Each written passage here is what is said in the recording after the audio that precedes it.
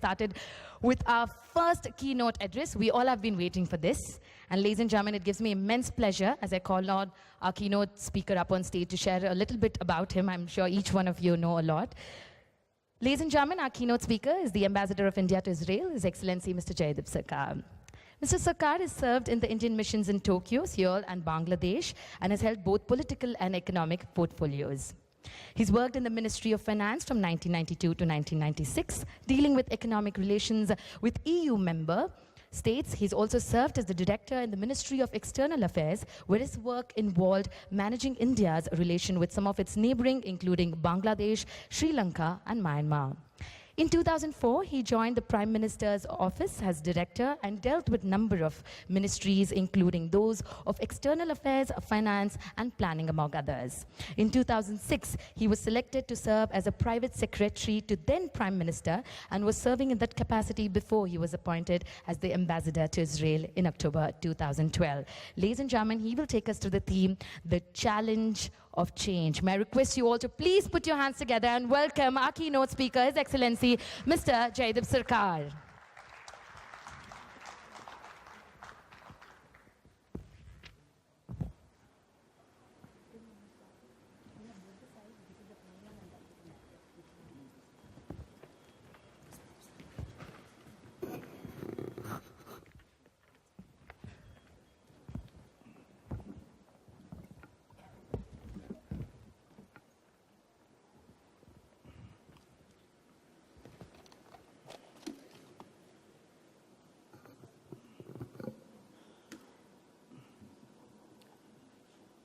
Thank you very much, Divya, and good morning to all of you. I'm delighted to be here this morning after that lovely evening that we had yesterday. I must say that you have chosen a very special venue for your annual convention this year. Like many of you, I have also traveled to different parts of the world, and I can say safely that Jerusalem is really should be on your bucket list of 3 places to see before you die. It's mixture of religion, politics, history, and the sheer atmosphere of the place is really is quite unforgettable. Friends, many of you know this city, Jerusalem, as a holy place for 3 of the world's great monotheistic religions, Christianity, Judaism, and of course Islam. But you'll be very interested to know as well that the old city of Jerusalem, India has a very old and unique connection with the old city. 900 years ago, a Sufi saint called Baba Farid from Punjab visited the old city and came here for prayer and meditation. And he prayed in a cave which still exists today for 40 days. And around that area was built what is called an Indian hospice. And even today, the street inside the old city where this hospice exists is called the Indian Hospice Street. It's run even today by an Indian family who came from Saharanpur 100 years ago. And friends, what really moved me about this whole story was the fact that Baba Farid came here 900 years ago preaching the universal message of Sufism, of tolerance, of love of humanity, of harmony and coexistence. And he came in, and these values that he brought along from India, it's very interesting that he brought it to a place which has seen so much of religious conflict throughout the ages. And even today, these Indian values that came here 1,000 years ago are revered and respected by people in these parts of the world. So whether you go in this part of the border or that part of the border, whether you meet Israelis or Palestinians, they all marvel at the fact that such a large and diverse country like India remains united and prospers as one nation.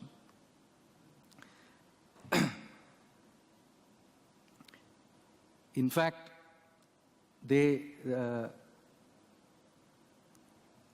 when you come outside India, you realize that despite all our social and economic challenges, we are making progress, we are moving one step at a time. And I think that with each step that our country takes, it proves we send a message to the world that people of different faiths, castes, creeds, religious and social backgrounds can live together, can work together, can build one nation, can build one society. And I think that's a very compelling narrative, and it's one of the great things that India teaches to the world. Indeed, I tell people that it is said in India that in India you find every sect of Islam and every sect of Christianity. India has been a home to people who have been persecuted in different parts of the world and have found a safe haven in India, whether they are Baha'is, whether they are Parsis, or even Jews. India, as you know, is also home to 4 of the great religions of the world: Hinduism, Buddhism, Sikhism, and Jainism. And yet, with all this religious diversity, each of these religious communities find a place in our public life. They find a place in our national identity, and they find their own space within our national culture. I think that over so many centuries of living together, Mother India has opened her arms to people from all creeds, all faiths, and all countries. And that, I think, is really something that is widely appreciated. When you come out of India and people talk about religious tolerance, it's really the small things that I remember from my childhood, things that all Indians take for granted. For example, celebrating festivals together. How many of us, in our childhoods, we all remember looking forward to cake on Christmas Day, Eid on biryani from our neighbors, as much as sweets on the day of Diwali. And in India, people are amazed that we have icons from every single community. Abdul Kalam is as revered as Mother Teresa or Sachin Tendulkar. And if you see Bollywood, our heroes come from every community. And of course, I joke that fortunately our villains also come from all communities. If you go, I mentioned about the Sufi tradition. Some years back, I had a chance to go to Ajmer Sharif, the Dargah of Khwaja Moinuddin Chishti. And I was told there that more than 40% of the pilgrims are Hindu. And it is this tradition of living together, of harmony, of tolerance, that allowed the Jewish people to live in India for many, many centuries. Legend has it that they first came to India in the year 140 BC, and then lived throughout so many 2,000 years in peace, maintaining all their religious traditions and their religious symbols and practices. They settled in a few parts of India. Bombay was one, the Bene Israel community. Then you had the Cochinis, and then, of course, the Baghdadis from Calcutta, where I grew up. And there's so many symbols in Calcutta, including the famous Nahum Bakery, which all Calcuttans know so well. Over the last 50 years, most of the Jews in India migrated to Israel. But Israelis have great respect for India because India was the only country in the world which never saw any instances of anti-Semitism. And the Jews who migrated to Israel from India came not because they were pushed out of India, not quite the contrary, but because they came for religious and economic reasons. Friends, every year we have the flag hoisting at the embassy residence. And let me tell you that on Republic Day, which was celebrated some weeks back, and on Independence Day, I unfurl the flag in the residence, and there are hundreds of Indian Jews who are Israeli nationals who stand at attention when the flag is unfurled and sing the Indian national anthem. They have extremely strong ties to their motherland. They're very proud of their motherland. And you'll be surprised, those of you who come from Bombay, that for the last 30 years, this community from Bombay publishes a quarterly magazine in Marathi called My Boli, which is still being published here and circulated among the Bene Israel community. One old man once, I was invited somewhere, and he told me that he had left Calcutta when he was a child, and his parents took him to different parts of the world. And he told me that what India can teach the world, no other country can. It's a very unique and interesting part of Indian history that it's probably the only country in the world where Jews and Muslims have lived together in peace and harmony. Indian Jewish historians tell me that, for example, the Anjuman-e-Islam Muslim Girls' School was founded in Bombay by a Jewish lady called Annie Sampson. And there's an even more interesting example from my own hometown. In Kolkata, you have the Jewish girls' school and the Jewish boys' school. Now, this was originally to teach the Jewish community, which has since left Calcutta. So today, the Jewish girls' school it's in a Muslim-dominated area. More than 90% of the students there are Muslim girls. They celebrate, they are closed on Jewish holidays. They observe Jewish traditions. They're even taught Jewish songs and dances. I don't think, friends, you can go into any part of the world that you will find such a unique example of peaceful coexistence. And many of you, and many Indians, and even people from Calcutta, are not aware of this example. And I say, why is that? Because it's not unusual in India. Friends, it was in 1992 that we established full diplomatic relations with Israel. That is, Nehru recognized Israel in 1950, but we set up embassies in each other's countries only in 1992.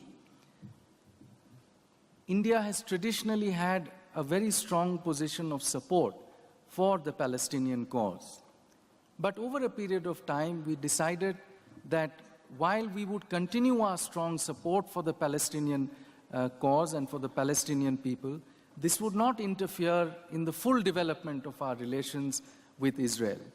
And in the last 20 years, our relations with this country have grown dramatically in a number of fields, whether it is agriculture, whether it is defense, whether it is in the high-tech area, and so many other areas.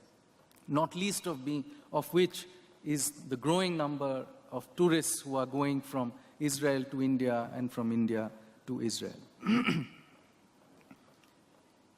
Having been here 2 years, I can tell you that what is really worth learning from Israelis and from Israel is their approach to problem solving. Sometimes people come here and they tell me that, oh, we've heard about drip irrigation. How do we import drip irrigation into India? And I tell them that, look, if you just import a technology, you will miss the wood for the trees. Go to a kibbutz in Israel and see how they'll approach the problems that they face on the farm. It's not a simple matter of buying a technology and transplanting it in your farm. It may or may not work. If you go to a kibbutz, you will see how they look at problems in such an integrated way, beginning with the quality of the soil, research on the kinds of seeds that will be most suitable for that kind of soil. The season, the harvesting season, which is just before the markets open in the season in Europe, to say nothing of the water quality, water distribution. So they look at all these problems together and then solve it in an integrated way. I always say that Israelis don't think out of the box, they actually think without a box. The other interesting thing I learned about Israel, and this is the issue of change. Israelis, I find, are very uncomfortable with the status quo. Maybe it's because of their history and their geography. They are surrounded by, they joke that the only friendly neighbor they have is the Mediterranean Sea. And because of this situation, I think in their minds they have this idea that the status quo does not suit us. Sooner or later, the status quo will work against us. And therefore, they are always on the move. If you go, as I said, continuing the example of, if I go to a kibbutz or a factory 2 years later, 3 years later, something would have changed. The technology would have changed, the markets would have changed, the way of doing business would have changed. They're never standing at the same spot. And I think this is something particularly that Indians, we tend to get into a comfort zone very easily. This is something really worth learning from Israel.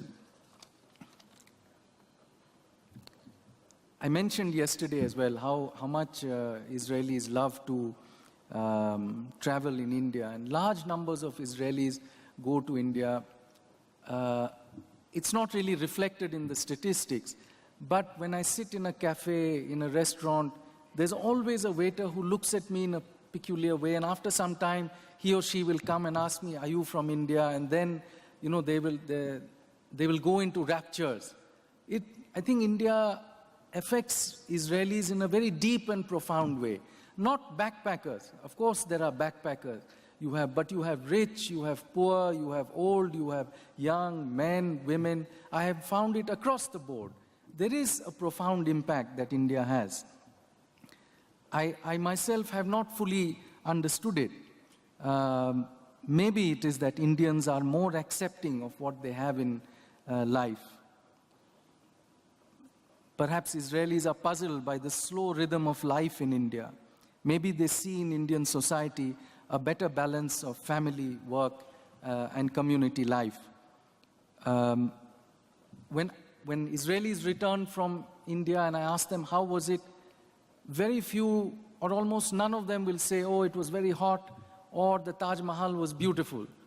There's something else, and I think that the grandeur of India, the beauty of India, and the spirit of India cannot be captured in a tourist brochure. In Israel, there is always, I think, a sense of urgency, a sense of immediate, everything must be done yesterday. And then they go to India, a different, as I mentioned, rhythm of life. And I tell Israelis when they go, I said, look, in India, the word kal for yesterday is also the word kal for tomorrow. That's our sense of time. In fact, we have been making efforts to encourage more and more Israelis to travel to India, but we have a long way to go. I mentioned to you that Israelis, in fact, Israelis themselves, they tell me this joke, which some of you may have heard, about a shopkeeper in Rajasthan who saw a group of Israelis, and he asked them, how many Israelis are there? And they said, 8 million. He said, no, not in India, I mean in Israel. So, they themselves relate this joke. And yet, with all this goodwill, with all this fascination, the numbers are very small. It's only about 30, 35,000. There are very few Israelis I meet who haven't been to India. But the numbers are 35,000. In contrast, there are more than 100,000 people who go to Bangkok. But frankly, when I speak to them, their eyes don't light up about their experiences there as they do with India. So we have a long way to go, and we really need to work together, the government, the travel and tourist trade, and all others connected, to bring more and more people to India. The embassy has been working a lot with the Government of India Tourist Office in Frankfurt, and we found a very ready market for some of the promotional programs that we had done. Last year we had a very successful cookery contest, which was on prime time in one of their leading channels, where the winner went on a spice holiday for 7 days to India. This year we sponsored a contest with one of the travel blog sites to sponsor. We wanted to promote family tourism, so we sponsored a family traveling in India, and they wrote a blog as they traveled. It was a fascinating blog and widely followed in Israel. So there's so many things that we can do, and I have observed the Thailand Tourism Authority. I think the sophistication with which they approach marketing is something that we really need to learn. And behind all this is a huge investment of money, which we need to get out of this mindset of being stingy on marketing. This is what I have understood from the way the Thais have approached this market. One of the things that we have been trying to promote in the embassy is a package called Back to Roots. And this started with our efforts to revive the Indian connections, which I mentioned to you, of the Jewish community in India, the Indian Jewish community in Israel. And of course, like in many other countries, they are getting integrated into Israel's mainstream life. But one of them told me that, you know, today everybody's busy with their work pressures, professional pressures, family. But after they're done with all that, 20 years later, they will remember their roots and where they came from. And we really have to preserve those roots, those places that they came from before they disappear. So that's what we thought, that let's frame a Back to Roots package, particularly for the Indian Jewish community. They can go and see all these famous sites in India, Jewish sites, and also the villages that they came from, whether in Maharashtra or Cochin. And now we decided to expand this tour because a large number of Jewish groups also come from North America, from Europe. And I'm sure they would love to visit some of these wonderful heritage sites in India, which, remember, unlike any other place in the world, were preserved in their original form and were respected by all the people of India. In fact, some months ago, last year, there was a Indian Jewish professor called Shaul Sapir, and he wrote a book. He told me that he wanted me to release a book called Bombay, Exploring the Urban Jewish Heritage. And I was quite puzzled. Was there an urban Jewish heritage? And when I read the book, I found that there was so much that was contributed by the Jewish community in Bombay, particularly the Sassoon family, the Sassoon docks. They contributed money for the Gateway of India. And according to legend, the Flora Fountain is named after a Jewish lady, Flora Sassoon.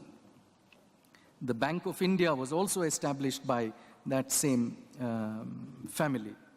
So there are these many sites which can frankly only be preserved if we have more and more people visiting. And I see a real opportunity. When we've talked about this package, a lot of Israeli tour operators have been interested, and I think we will have some meetings tomorrow on this, and I really request your cooperation. We've been very encouraged by the visa on arrival scheme. I read that in December 2014, 4 times the number of tourists came to India than in December 2013.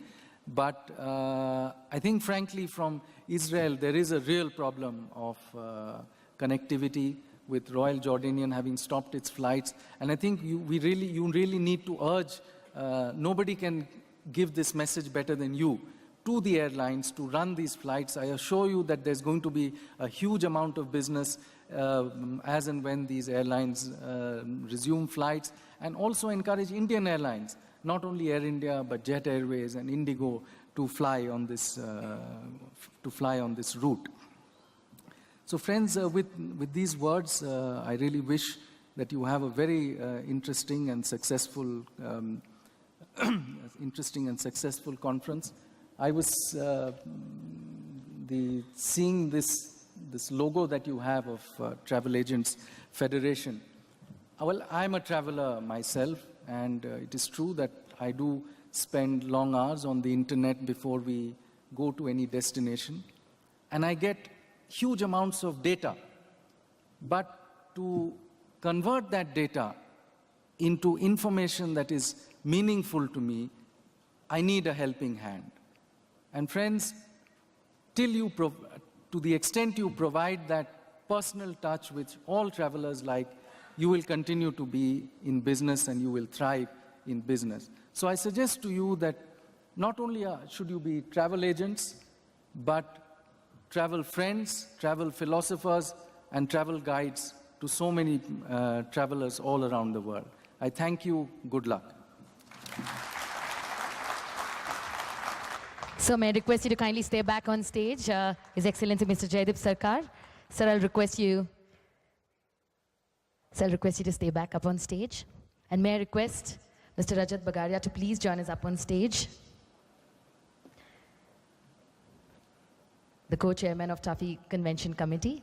And ladies and gentlemen, our keynote address is something that has brought in smiles and, of course, so much of insights that Sir shared that we're going to carry back with us. Can we please give Mr. Jaideep Sarkar a huge round of applause? Sir, thank you so very much. On behalf of the TAFI, we have a small token of appreciation. Mr. Rajat will do the honors.